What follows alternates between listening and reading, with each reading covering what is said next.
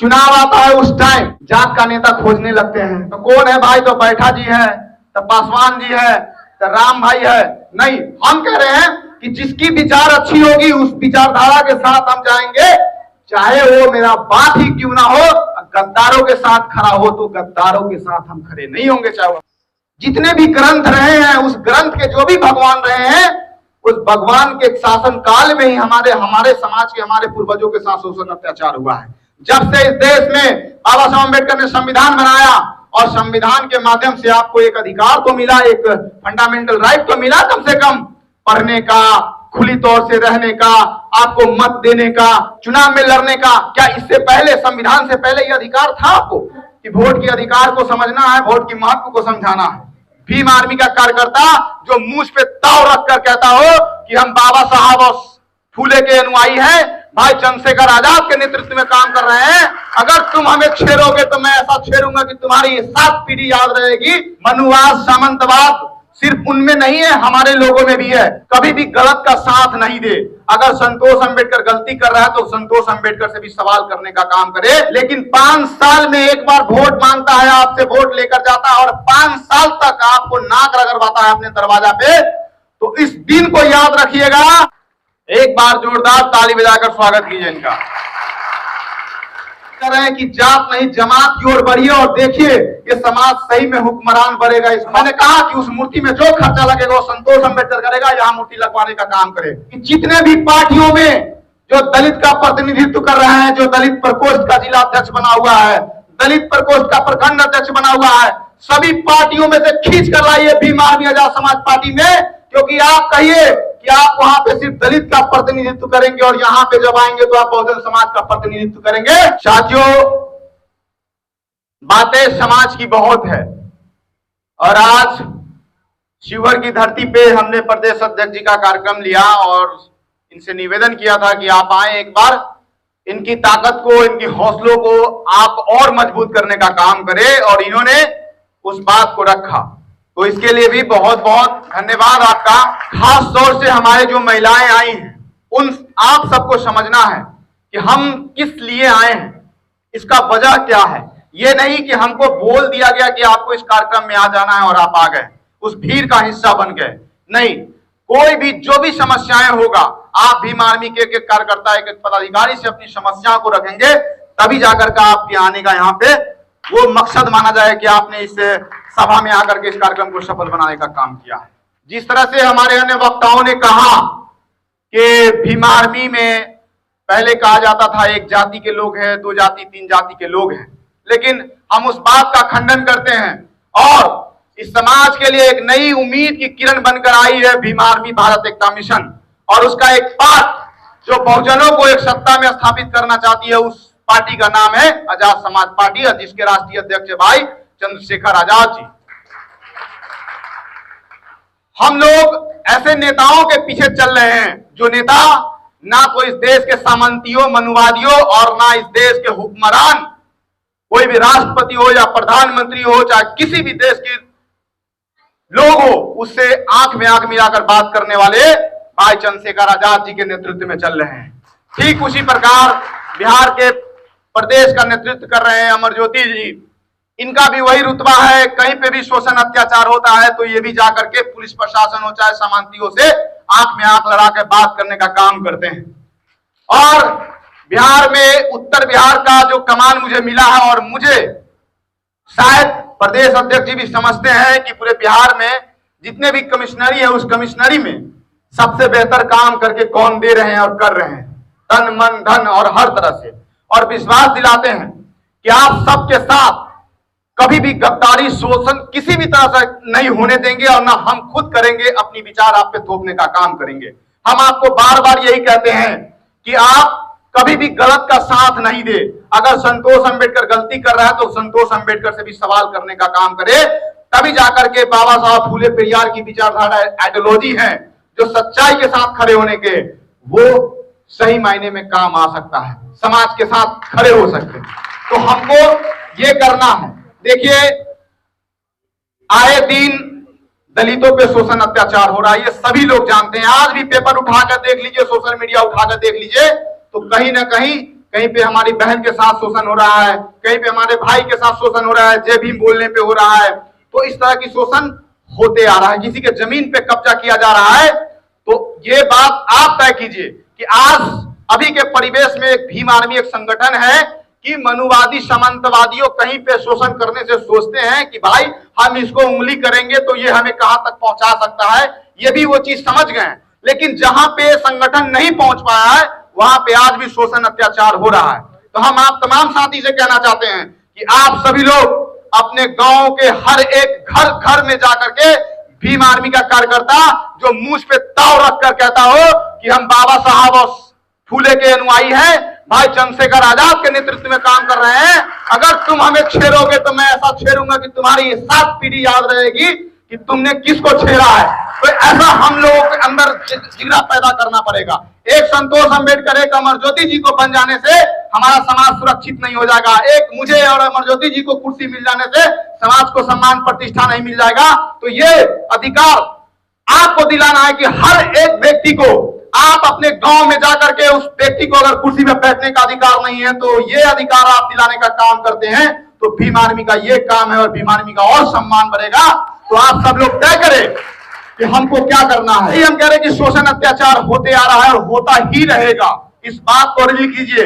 मनुवाद सामंतवाद सिर्फ उनमें नहीं है, हमारे लोगों में भी है। इस बात को याद रखना है कि आज एक भाई बढ़ता है तो दूसरा भाई टांग खींचने को तैयार होता है। तो ये भी एक मनुवाद और सामंतवाद का पाठ है। तो हमको उससे लड़ने के साथ साथ अपनों को भी समझाना है और उनसे भी लड़ना है। तो हम आपको कह रहे हैं कि अभी का दौर है, सिर्फ मन से आकर कह देना कि हम विधानसभा हम जीत लेंगे, हम सांसद बना लेंगे। हर क्षेत्र में हमारे समाज की आबादी संख्या बहुत ज्यादा है। तो आप तय कीजिए कि 2025 का चुनाव है, नेताएं चाहे कोई भी नेता हो, वो नेता सिर्फ चुनाव के समय में आपके पास आता है और कहता है कि भैया प्रणाम, चाची प्रणाम, चाचा प्रणाम, लेकिन 5 साल में एक बार वोट मांगता है, आपसे वोट लेकर जाता है और 5 साल तक आपको नाक रगड़वाता है अपने दरवाजा पे। तो इस दिन को याद रखिएगा क्योंकि वो दौर 2025 का आ गया है। और आपको भी पता है कि शिवहर की धरती से खुले मन से हम कह रहे हैं कि आज यहां से सांसद वही लोग हैं जो हमारे आईएएस के हत्यारा, वो आज यहां से सांसद बना बैठा है, उसका बेटा यहां से विधायक बना बैठा है। आप किसको आप हुक्मरान बना रहे हैं, ये चीज आपको तय करना है। और हर जगह हमारे समाज की आबादी ज्यादा है, उस समाज के लोगों को हम कह रहे हैं कि जात नहीं जमात की ओर बढ़िए और देखिए ये समाज सही में हुक्मरान बनेगा। इस बात को हम गारंटी से कह रहे हैं।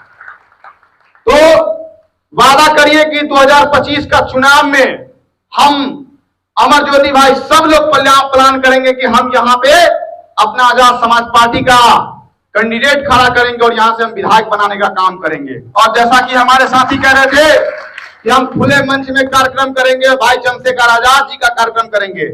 आप कह रहे हैं कि ये भीड़ मानते हैं कि 1.5 महीना का मकसद है, लेकिन हम कह रहे हैं कि ये भीड़, इसकी 4 गुना भीड़ होना चाहिए।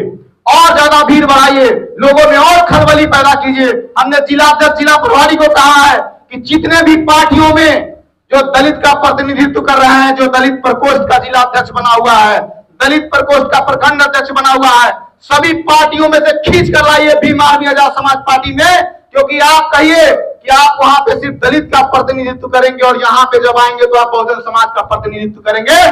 देखिए उसमें एक नया जुनून पैदा होगा और वो आपके साथ खड़ा होने का काम करेंगे। आप तमाम शिवहर भीम आर्मी के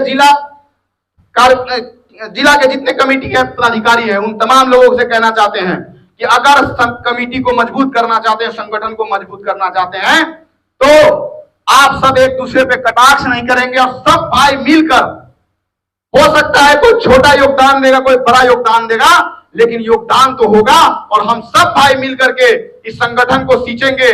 और जब जब आपने कहा है कि शिवहर की धरती पे आने के लिए संतोष अम्बेडकर पीछे नहीं हटा है, आप लाख कितना भी कोशिश कर ले, कुछ भी, हम आपके, अगर मुझे इस मिशन के लिए, इस संगठन के लिए अगर आपके सामने झुकना पड़ेगा तो मैं झुकने को तैयार हूं, कि ताकि आप सब भाई एक साथ रहकर मनुवादी सामंतवादियों से लड़ने का काम करें। जब आप टूटेंगे, आप गांव में देखते होंगे कि जब एक भाई हमारा कमजोर होता है और दूसरा मजबूत होता है, तो आप देखेंगे जो कमजोर होगा वो सवर्णों का सहारा लेकर के मजबूत को हराने का काम करता है, उनसे लड़ने का काम करता है। तो हम उस भाई को भी समझाने का काम करेंगे कि लड़ाई हमारा दूसरों से है। हमारे साथ जो भेदभाव किया है, जिस तरह से अभी सर बता रहे थे कि जितने भी ग्रंथ रहे हैं, उस ग्रंथ के जो भी भगवान रहे हैं, उस भगवान के शासन काल में ही हमारे समाज के, हमारे पूर्वजों के साथ शोषण अत्याचार हुआ है। जब से इस देश में बाबा साहब अम्बेडकर ने संविधान बनाया और संविधान के माध्यम से आपको एक अधिकार तो मिला, एक फंडामेंटल राइट तो मिला कम से कम पढ़ने का, खुली तौर से रहने का, आपको मत देने का, आपको वोट चुनाव में लड़ने का। क्या इससे पहले, संविधान से पहले यह अधिकार था आपको? कभी नहीं था। तो इस चीज को समझना है, और जब तक संविधान सुरक्षित है और संविधान के दायरे में रहकर के हम लोग संघर्ष करेंगे, लड़ेंगे, तो यहाँ का डीएम और एसपी भी आपकी बात को सुनने का काम करेंगे। हमने कहा यहाँ के जिलाध्यक्ष को कि आप जाकर कहिए वहां पे बाबा साहब अम्बेडकर की मूर्ति लगाने के लिए प्रांगण में, समानालय परिसर में इन्होंने छात्रावास के मुद्दे पे और मूर्ति लगाने के मुद्दे पे, और मैंने कहा कि उस मूर्ति में जो खर्चा लगेगा वो संतोष अम्बेडकर करेगा, यहाँ मूर्ति लगवाने का काम करे। तो जब एक एक मुद्दे को लेकर के आप डीएम, एसपी, डीएसपी, एसडीओ के पास जब पहुंचेंगे, आपके मुद्दों को, आपके सवालों को सुना जाएगा। अगर वहां पे आपके साथ भेदभाव, शोषण, अत्याचार होता है, तो उसके ऊपर भी पदाधिकारी बैठे हुए हैं, हमसे नहीं सुन पाएगा। प्रदेश अध्यक्ष बैठे हुए हैं, प्रदेश अध्यक्ष से नहीं सुन पाएगा तो राष्ट्रीय अध्यक्ष बैठे, उसको नेशनल न्यूज हम लोग बनाने का काम करेंगे। लेकिन हम कह रहे हैं आप सब एक होकर लड़ेंगे तब। हम लोग चुनाव आता है उस टाइम जात का नेता खोजने लगते हैं, तो कौन है भाई? तो बैठा जी है, तो पासवान जी है, तो राम भाई है। नहीं, हम कह रहे हैं कि जिसकी विचार अच्छी होगी उस विचारधारा के साथ हम जाएंगे, चाहे वो मेरा बात ही क्यों ना हो। गद्दारों के साथ खड़ा हो तो गद्दारों के साथ हम खड़े नहीं होंगे, चाहे वो हमारा ही क्यों ना हो। तो ये चीज आपको तय करना, और आप भरोसा दिलाइए यहाँ पे आए प्रदेश कमेटी के लोगों को कि अगले बार जब यहाँ पे कार्यक्रम होगा तो आप सभी लोग और दमखम से पूरे शिवहर की धरती को और यहाँ से बिहार के अन्य जिलों में एक मैसेज देने का काम करेंगे कि हम भीम आर्मी शिवहर बहुत मजबूत हो चुके हैं। सिर्फ कह देने से कि बिहार के सबसे मजबूत हैं, ऐसे नहीं होगा। तब हम मानेंगे जब एक एक भाई में प्रेम होगा, कटुता नहीं होगा, किसी के प्रति हम गलत चीज नहीं सोचेंगे। हम कह रहे हैं कि हम देखते हैं उन लोगों में कि जब सवर्णों की बात आती है तो सवर्ण अपने भाई को हाथ पकड़ कर आगे खींचता है, और जब हमारे लोग आगे बढ़ते हैं तो उसका टांग पकड़ के पीछे खींचने का काम करता है। तो ऐसे गद्दारों, ऐसे दलालों से बच के रहना।